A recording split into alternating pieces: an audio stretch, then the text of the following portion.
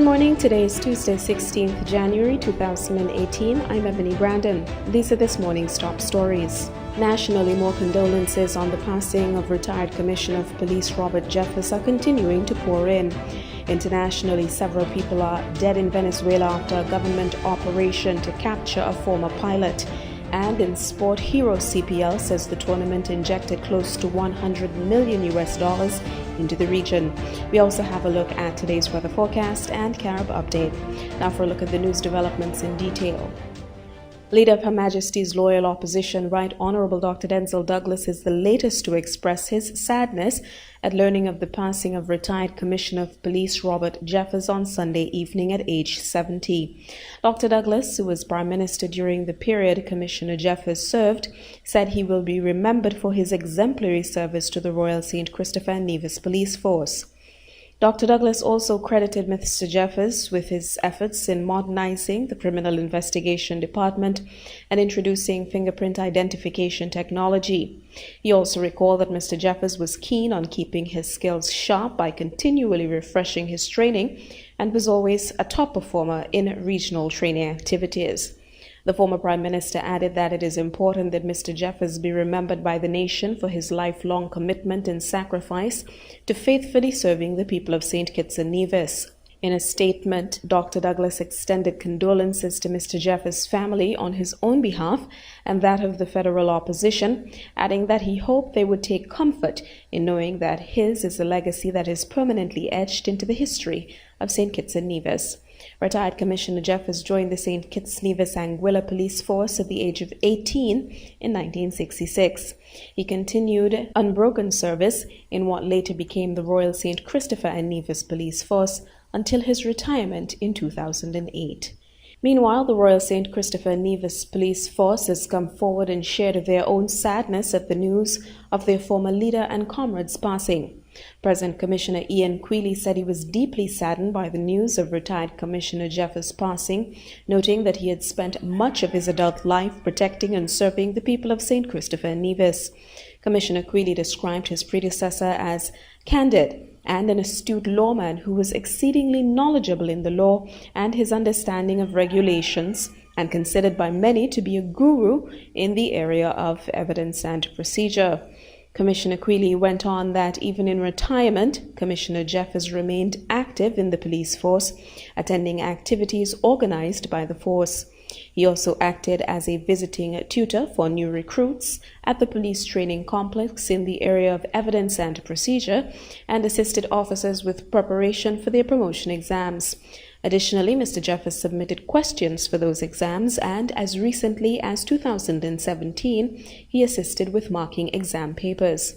On a more personal note, Commissioner Quealy credited his professional advancement in the force to retired Commissioner Jeffers' advice and support over the years. In international developments, Oscar Perez is a former member of the forensic police and helicopter pilot. He's been accused by the Venezuelan government of trying to overthrow President Nicolas Maduro. He's been on the run for over 6 months, and the government has been trying to find him. Recently, Venezuelan special forces attacked his hideout, and a shootout ensued during which a number of people died. Perez posted videos online during the raid telling his followers that he was ready to negotiate and was asking the special forces not to shoot. His fate remains unknown. Teresa Bo has the details. These are the last images of Oscar Perez after the shootout with Venezuela Special Forces. We told them that we want to turn ourselves in, but they don't want that. They want to kill us. The videos were posted online by Perez, who is seen asking security forces not to shoot, that they're ready to negotiate. They're attacking us with guns, grenades. They've got snipers. The government says that several died in the shootout, among them 2 members of Venezuela's security forces. 5 others were detained, but it's not clear what happened to Perez.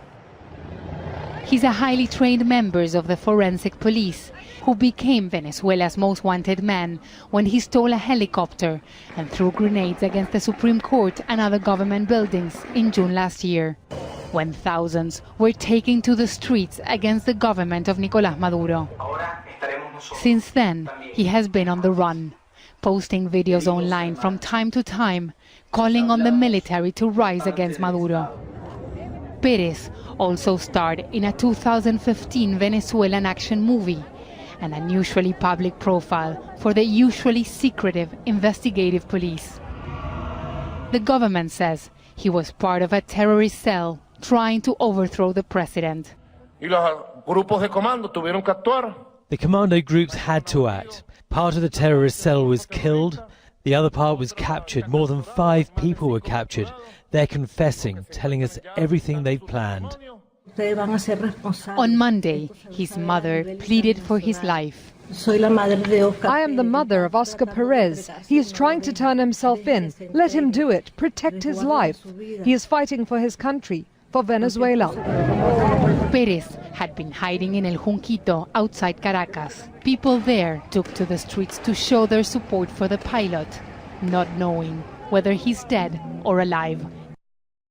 And in sport this morning, the Hero Caribbean Premier League, or CPL, has reported that the 2017 event, which took place between 4th August and 9th September, created a total economic impact of $95,122,465 across 6 nations in the Caribbean and the United States of America. This figure was arrived at by using organizer spend, visitor spend, and media value, and was calculated for Hero CPL by researchers SMG Insight. In addition to that economic impact figure, the Hero CPL directly involved 2,710 local personnel in 7 countries where the tournament took place and filled 33,503 hotel rooms during the 2017 event. Additionally, the amount of money spent by visitors who came to watch Hero CPL matches has increased 161% since 2014. The value for the 7 tournament locations in terms of media exposure was $22,890,940. The global audience for the tournament has increased by 12% compared to those who watched the event in 2016. The Hero CPL spent $12,690,910 across the 7 tournament locations. This organizer spend represents an 84% increase from what was invested for the tournament in 2014.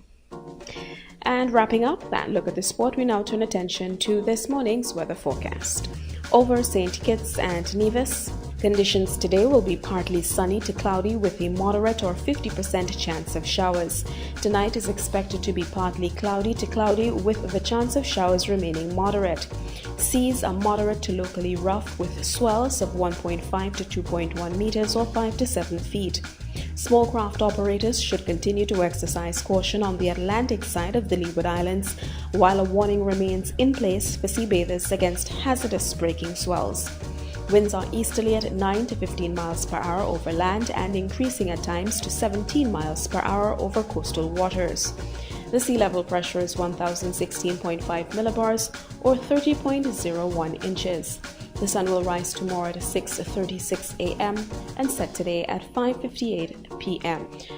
Over the rest of the Eastern Caribbean, deep moisture and high instability associated with a mid to upper level trough over the extreme Southern Caribbean will maintain a high chance of showers over Trinidad and Tobago. Periods of heavy downpours are also likely over the area. Meanwhile, some shallow pockets of low-level moisture and weak instability still lingering in the atmosphere over the rest of the Caribbean will maintain a moderate chance of showers under partly cloudy to cloudy skies across Puerto Rico, east to the Leeward Islands and south to the Windward Islands and Barbados.